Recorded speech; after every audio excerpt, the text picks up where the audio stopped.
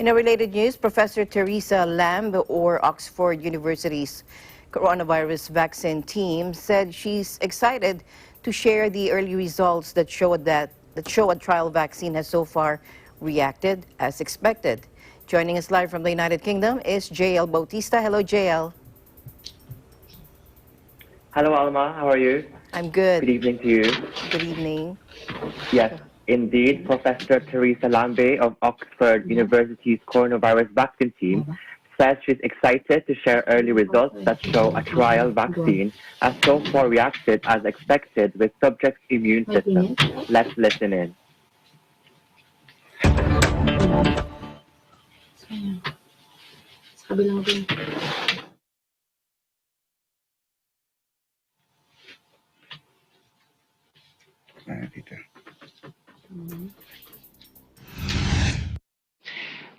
We're very excited to be able to share our results. Obviously, this is our phase 1 clinical trial, so we need larger scale clinical trials to be able to assess the efficacy.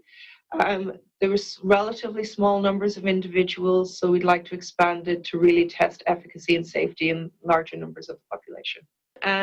I do see it as a race, but a race against the virus, not against other vaccine developers. I think that we will need more than one vaccine, and I'm very hopeful that we get more than one vaccine. And I don't think there's anything at this stage to preclude that we would have multiple vaccines and multiple shots on goal or shots on. So we were hopeful we would get an induction of both T cells and antibodies. And what we were able to demonstrate was that exactly as we thought, we would get T cells and antibodies. Not surprisingly, when we gave a second dose of the vaccine, we saw an increase in the level of antibodies and an increase in the level of neutralizing antibodies being induced. And neutralizing antibodies are important because they essentially block the virus getting into the cells. The reactive 3 and 4. So we can say that the safety profile is as we expected, but is the vaccine safe for what you mean for the general public? We need larger scale clinical trials, but all the results so far are certainly promising. There are a number of questions. So we'd like to look at the immune response post-vaccination in older adults and see if it's a similar level, magnitude, and type as what we're seeing in the 18 to 55s. We'd also like to look at different doses of the vaccine to see if we get similar immune responses, but with smaller amounts of the vaccine. So that could have a dose-sparing effect, which would be very important for manufacture. And importantly, what we really need to address is look at, does the vaccine induce the same amount or same level of immune response across the world in different populations? On Monday, 2 studies offered new hope of a potential vaccine for the novel coronavirus, 7 months after the disease was first identified in China and spread rapidly across the globe.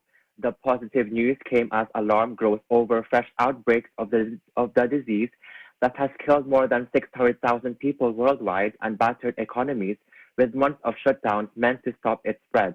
Divided EU leaders struggled at a summit on Monday to salvage a €750 billion coronavirus aid package for their region, even as countries from Australia to France tightened restrictions to curb new outbreaks.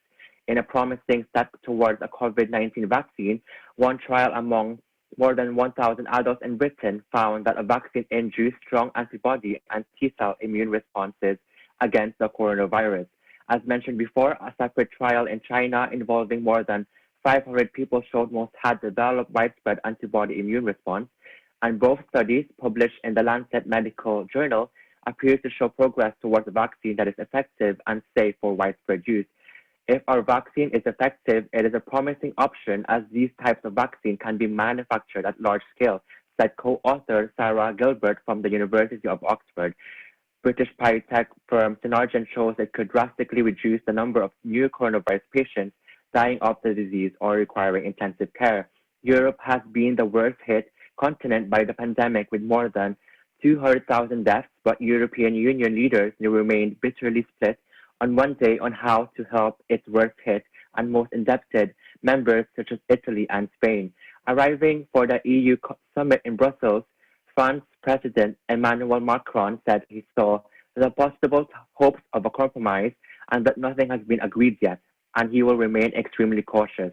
A handful of EU countries, led by the Netherlands, are reluctant to hand over such vast sums, 750 billion euros, to nations they regard as profligate, particularly Spain and Italy. Back to you, Alma. All right, let's go back to the vaccine, JL. What are the next steps in the trial? Yes, so as of now, the results so far are promising, but their main purpose is to ensure the vaccine is safe enough to give to people. The study cannot show whether the vaccine can either prevent people from becoming ill or even lessen their symptoms of COVID-19. So more than 10,000 people will take part in the next stage of the trials in the UK. However, the trial has also been expanded to other countries because levels of coronavirus are low in the UK, making it hard to know if the vaccine is effective. There will be a large trial involving 30,000 people in the US, as well as 2,000 in South Africa and 5,000 in Brazil. There are also calls to perform challenge trials in which vaccinated people are deliberately infected with coronavirus. However, there are ethical concerns due to a lack of treatment. Alma? All right, thank you, JL, for your updates there. Looks promising indeed, and let's hope for the best. Thank you, JL. Yes, thank you, Alma. Reporting from London, United Kingdom. This is J.L. Bautista. We live in interesting times.